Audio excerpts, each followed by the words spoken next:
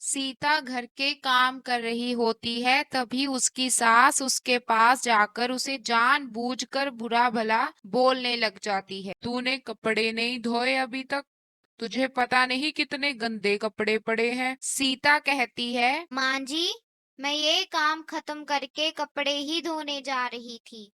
हाँ, अब मैंने कह दिया तो तुझे कपड़े याद आ गए। मुझे सब पता है तू कौन से कपड़े धोने जा रही थी। तेरी माँ ने तुझे कुछ सिखाया ही नहीं है। माँ जी, आप मेरी माँ पर क्यों जा रही हो? अच्छा, तो अब तेरे मुंह में जुबान भी आ गई। कोई बात नहीं, आ जाने दे मेरे बेटे को, फिर बताती हूँ तुझे। शाम को जब रोहन आता है, तब दुर्गा उसे उल्टी पट्टी पढ़ा देती है कि सीता ने मेरी बहुत बेइज्जती करी है। रोहन कमरे में जाकर सीता को बोलने लग जाता है। क्या यहाँ आराम से बैठी है? तू मेरी माँ से जुबान लड़ा रही थी। तुझे तेरे घर वालों ने अकल नहीं सिखाई? बेटा, तू इसे इसके घर ही छोड़ा, इसे तभी अकल आएगी। रोहन सीता को उसके मायके छोड़ आता है और काफी दिन गुजर जाते हैं। रोहन सीता को लेने नहीं जाता, ना ही उससे कोई बात करता है। बेटा, तू अब मेरा साथ देना, अब तेरा तलाक ही करवा दूंगी उससे। हमें क्या कराना है उसका।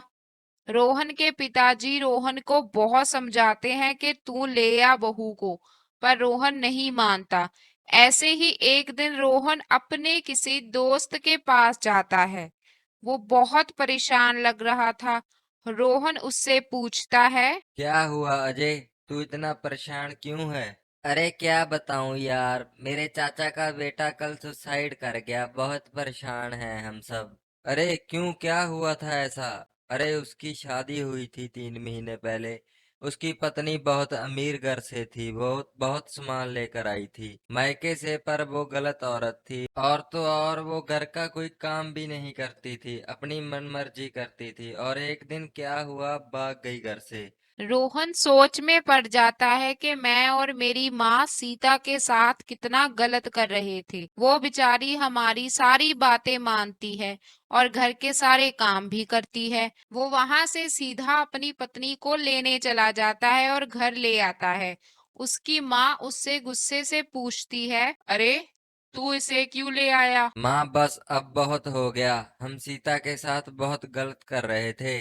रोहन अपनी माँ को अजय की सारी बातें बता देता है और बोलता है, माँ, यह बेचारी कितनी अच्छी है, हमारे सारे ताने चुप रह के सुनती जाती है और घर के सारे काम भी करती है। तुझे कोई काम भी नहीं करने देती, तेरी कितनी सेवा करती है। हाँ बेटा, तू सही कह रहा है। हम बहुत गलत कर रहे थे। बहू, हमें माफ कर देना।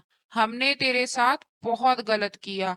अब तू इस घर की बहू नहीं, बेटी बन के रहेगी। तो कैसी लगी हमारी स्टोरी? अगर अच्छी लगी हो तो सब्सक्राइब जरूर कर लेना। और इस कहानी से हमें ये सीख मिलती है कि लालच बुरी बला है। हमें कभी भी पैसे की लालच नहीं करनी चाहिए।